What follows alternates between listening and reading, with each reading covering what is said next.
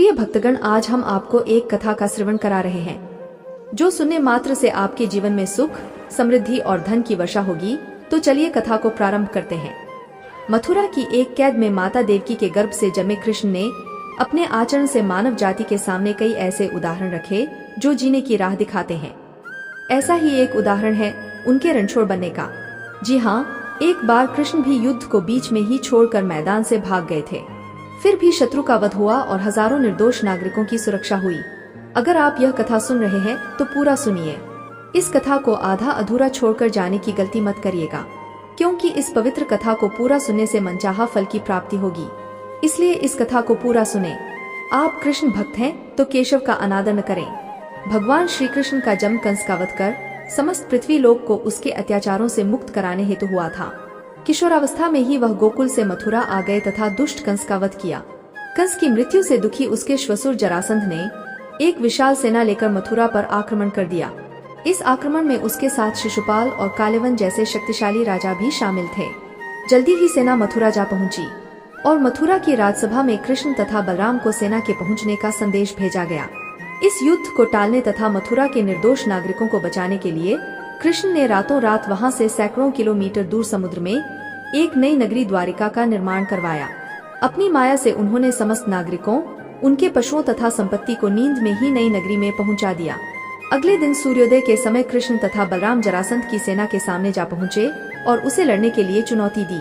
जैसे ही जरासंध और दूसरे राजाओं ने कृष्ण को मारने के लिए शस्त्र उठाए, दोनों भाई भागने लगे।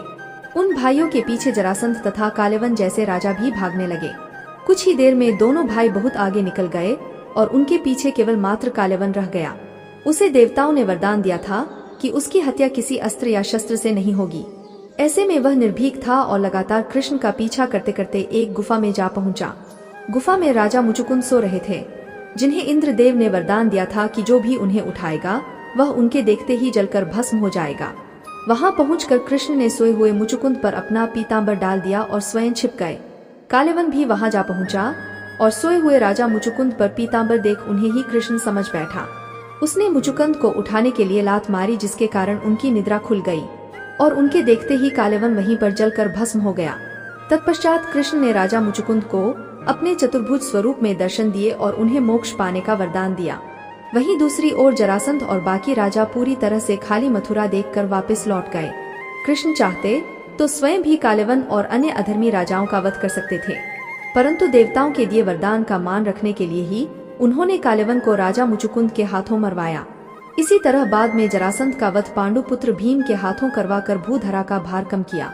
इस कहानी के बाद कृष्ण के नाम के साथ हमेशा के लिए रणछोड़ जोड़ दिया। कृष्ण की इस कहानी से सीख मिलती है कि अनावश्यक ताकत का प्रदर्शन न करके बुद्धिबल से काम लेना चाहिए। इस तरह हम अपनी शक्ति को खर्च होने से रोक सकते हैं और बड़े से बड़े संकट का भी सामना कर सकते हैं। उम्मीद है यह वीडियो आपको पसंद आई होगी। अगर आप श्री कृष्ण के सच्चे भक्त हैं तो चैनल को सब्सक्राइब और वीडियो को लाइक करके कमेंट में जय श्री कृष्ण लिख दीजिए। आज के लिए बस इतना ही। मिलते हैं अगली वीडियो में।